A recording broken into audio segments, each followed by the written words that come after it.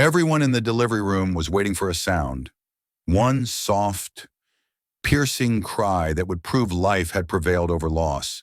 But when the twins were born, what filled the room was not joy, it was silence, deafening, unnatural silence. Noah and Nathan entered the world with their mother's blood still warm on their foreheads and her heartbeat already gone. She never got to see their faces, never got to hear their first words, and as fate would have it, neither did anyone else.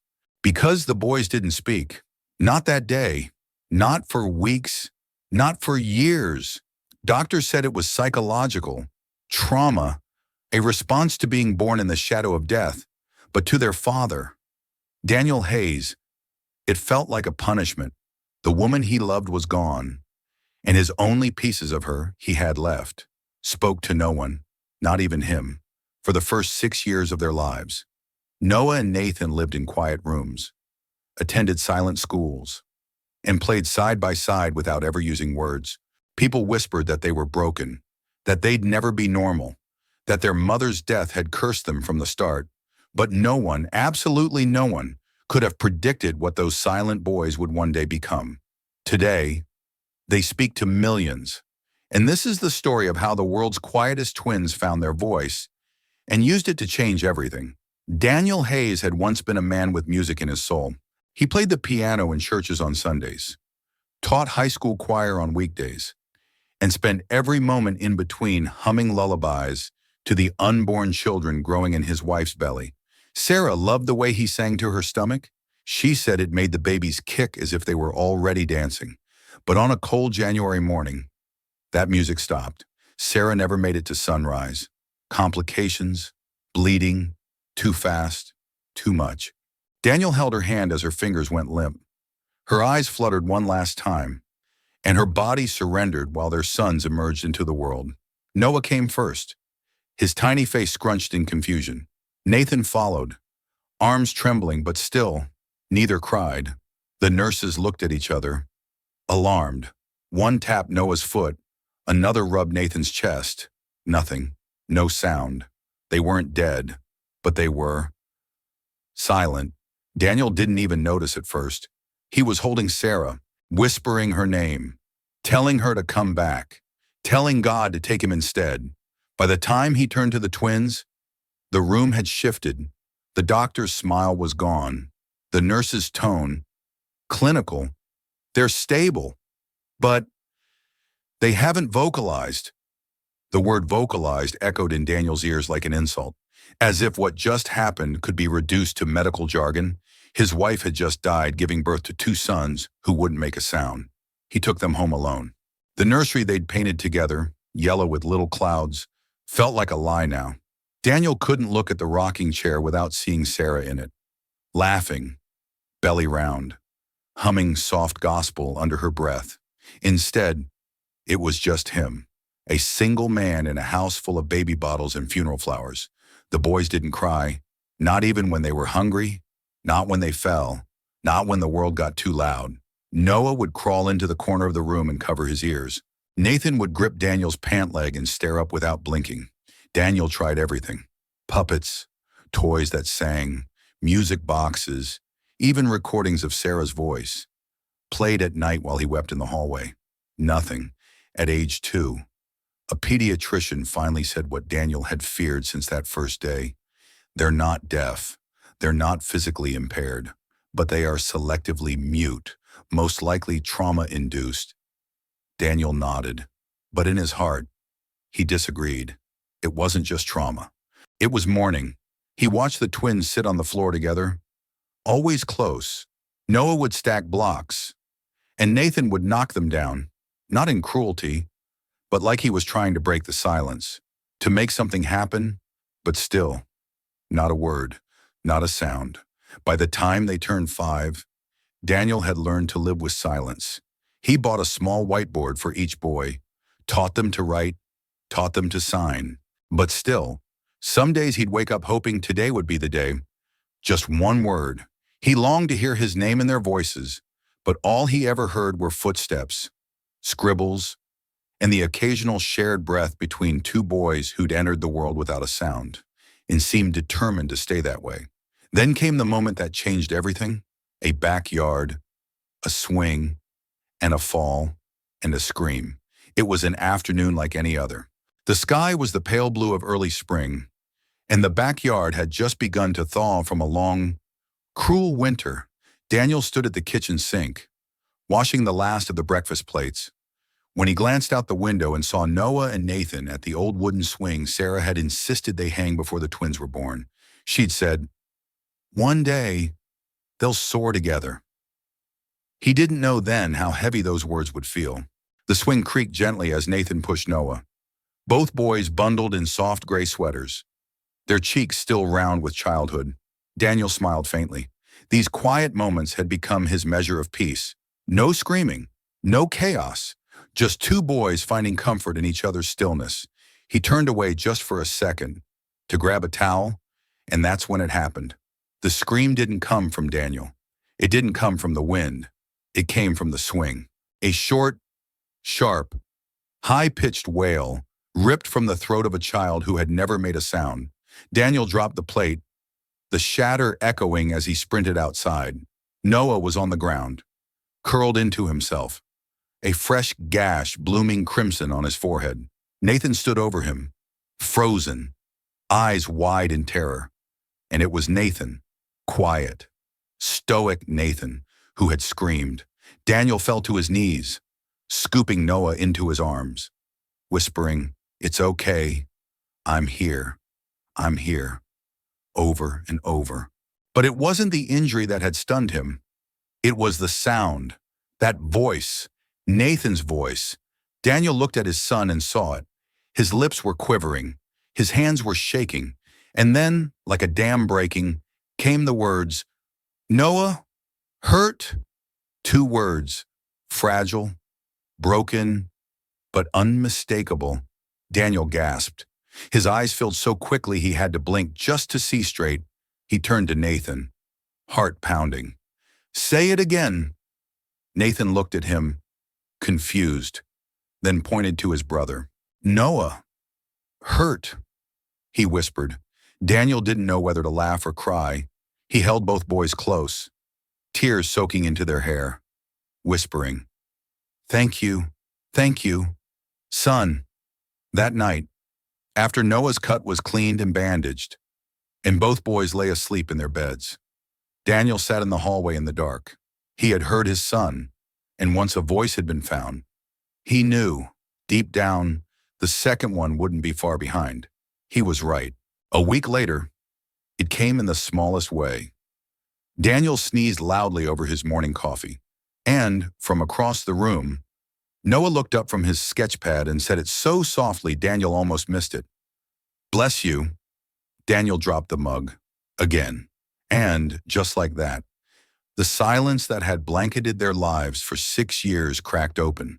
Not all at once, not in speeches or songs, but in soft, steady drips, one word, then two, then sentences. It wasn't fluent, it wasn't smooth, but it was real. And for the first time since the day they were born, Daniel felt the music of life returning, not from a piano, but from the voices of the boys who had once refused to speak. They didn't just find their voices, they found each other in a new way, and in the years that followed, those voices would echo far beyond their quiet home. By the time Noah and Nathan turned 8, they could speak in full sentences, though rarely did unless spoken to. Their words were careful, chosen like glass marbles from a box, precise, beautiful, and held in the palm with great care. Daniel, ever patient, never rushed them. He knew they'd been born into silence. He was simply grateful they'd decided to step out of it, but the outside world was not so gentle. At school, classmates found the twins strange, mute boys, some whispered, even though they spoke now. Quiet boys, weird boys. Boys who preferred to draw pictures of cities rising from clouds rather than play dodgeball. Boys who spoke to each other without speaking, still finishing each other's thoughts. Like telepathy ran in their bones. One Monday morning, the principal introduced a new teacher, Mrs. Adira Monroe, a literature and public speaking instructor from out of state. She was in her mid-30s, dressed in navy blue, and spoke with a calm confidence that immediately commanded the room. Most students didn't know what to make of her. She didn't raise her voice, she didn't tolerate teasing, but she saw things, and she saw Noah and Nathan. Their first encounter was brief. Miss Monroe asked the class to describe what silence feels like. Hands shot up, noise, confusion, kids trying to impress, but in the back, two boys exchanged a glance. One raised his hand. It was Nathan. Silence, he said slowly, feels like a room with no air, where thoughts echo louder than sound. The room went still. Ms. Monroe looked up, her eyes locked on his. And how do you know that? She asked gently. Nathan shrugged. I lived there once. No laughter, no mockery, just a long, humming pause. And in that moment, something shifted. Ms. Monroe walked over, knelt beside the twins' desk, and whispered, I think you two know things the rest of us forgot. Would you help me teach the others how to listen? From that day forward, something began to bloom. She didn't ask them to speak more. She gave them reasons to. She invited them to share stories through poems, then through recordings, and eventually on a cold December afternoon, on a tiny stage in the school library. It was a storytelling event. Every student had to stand up and speak for 1 minute. Most groaned. But Ms. Monroe's eyes found Noah and Nathan. You don't have to speak loudly, she said. Just true. They stepped up together. Noah spoke first, voice soft but steady. I was born in silence. My first memory is my father crying. He thought we couldn't hear him, but we did. Nathan continued. We didn't speak because the world felt too loud. And when we found our voice, we realized it wasn't just ours. It was hers too. Hers meant Sarah, their mother. By the end, the library was quiet, but not empty, not hollow. It was filled with something that had no name, but it lived between their words. After the event, Mrs. Monroe pulled Daniel aside. You need to know something, she said. They don't just have voices, they have the truth. Give them the right stage, and they'll move mountains. Daniel swallowed hard, holding back tears. I always believed they would. I just never knew how. She smiled. Now we do. That conversation marked the beginning of a new chapter. Noah and Nathan weren't just speaking now. They were being heard. It started with a shaky video. One of the parents at the school library event had recorded Noah and Nathan's 1-minute speech and uploaded it online with a simple caption. These twins were born mute. What they just said broke me. No hashtags, no filters, just two boys on a small wooden stage.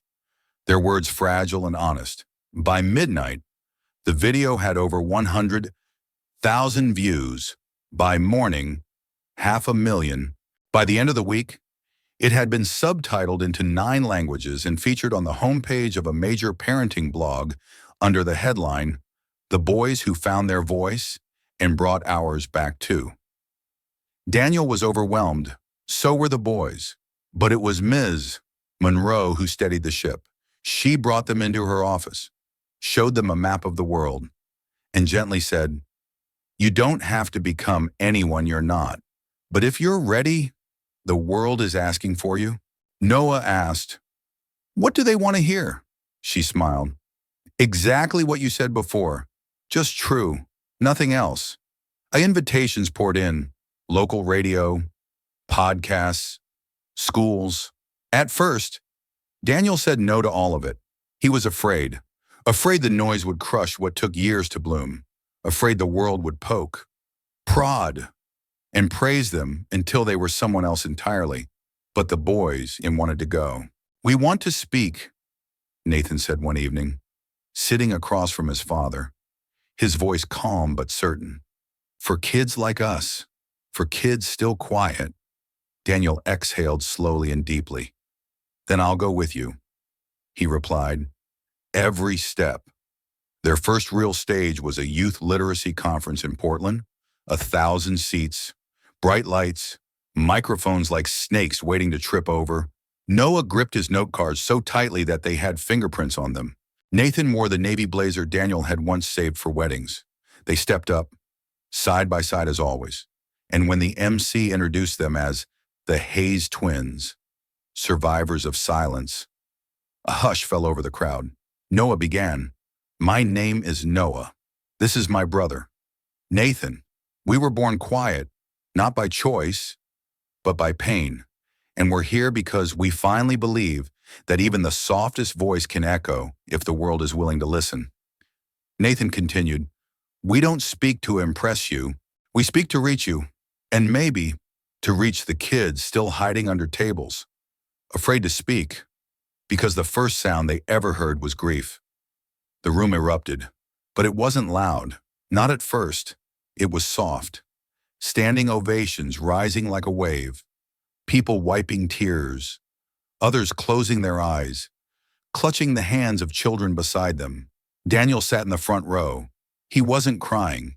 He was weeping, because for the first time in his life, he didn't just hear his sons. He saw them, whole, radiant, unshaken.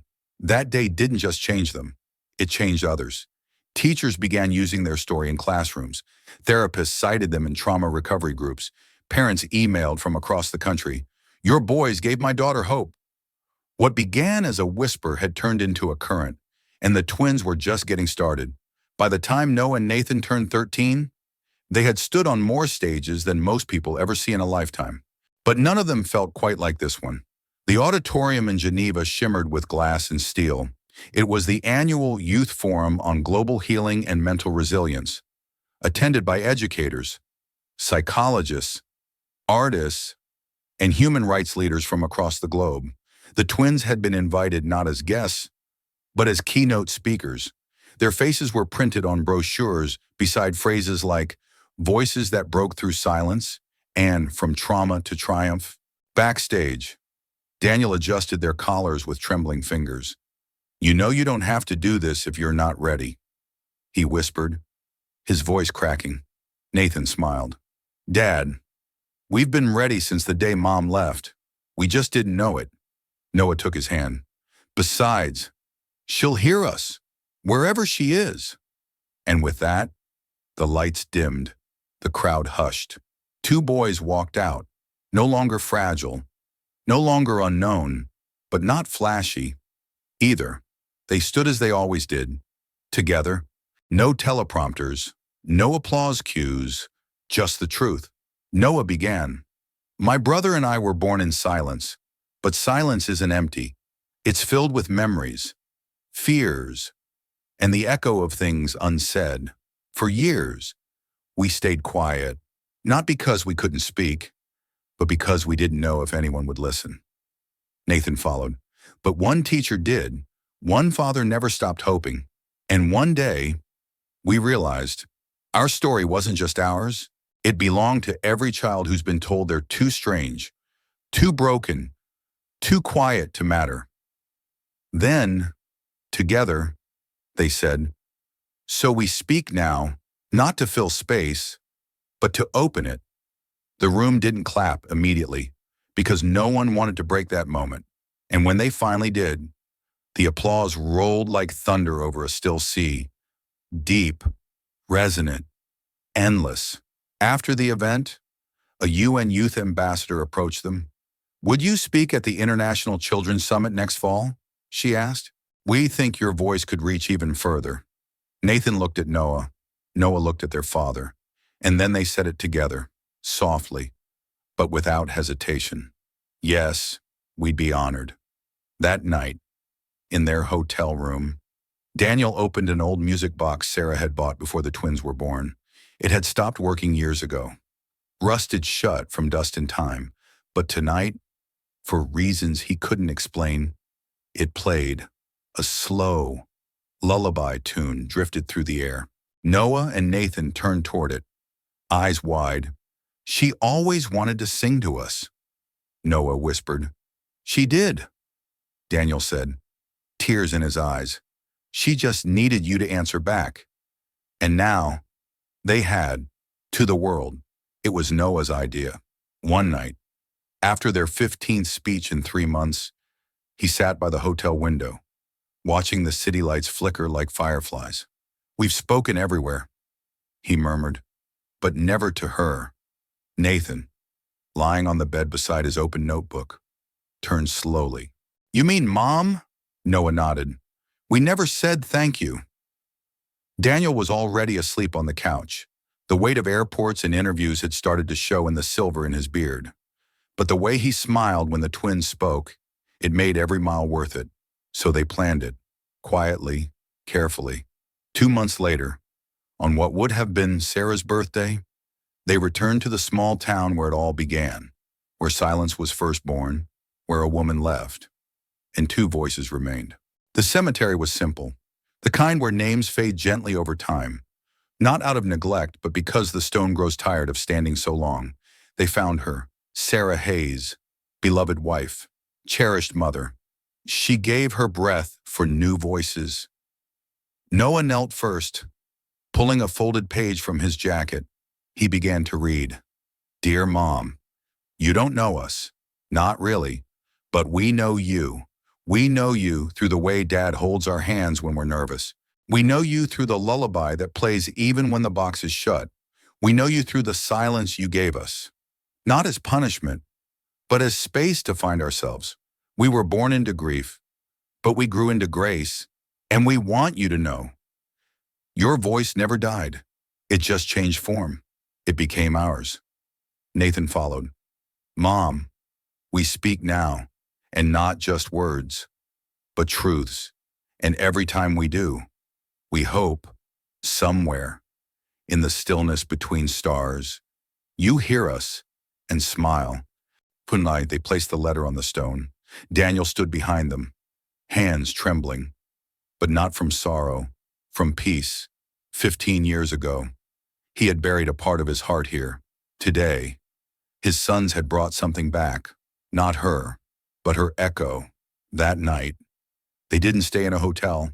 They stayed in the old house, the yellow room with clouds on the wall, still faint but visible.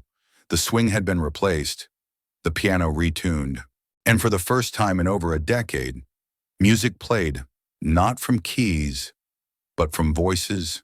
Two boys, now young men, telling stories to the world. Stories are born in silence, stories built in grief, stories spoken with love. Noah and Nathan Hayes are now global advocates for childhood trauma recovery and expressive therapy. They've spoken at over 60 international events, co-authored a best-selling memoir, Our First Words Were for Her, and established the Hayes Center for Quiet Children, helping kids find their voices without fear. And every year, on their mother's birthday, they return to that small town, not to grieve, but to speak, because now the world is listening. Sometimes, the quietest children carry the loudest truths, not because they shout, but because they've listened long enough to know what matters. Noah and Nathan were never broken, they were becoming, and when the world paused long enough to hear them, they didn't just find their voices, they gave them to others. If this story moved you, share it with someone who still walks in silence. And if you believe in the quiet power of love, healing, and second chances, subscribe to Twins. Here we tell stories that don't just echo, they stay.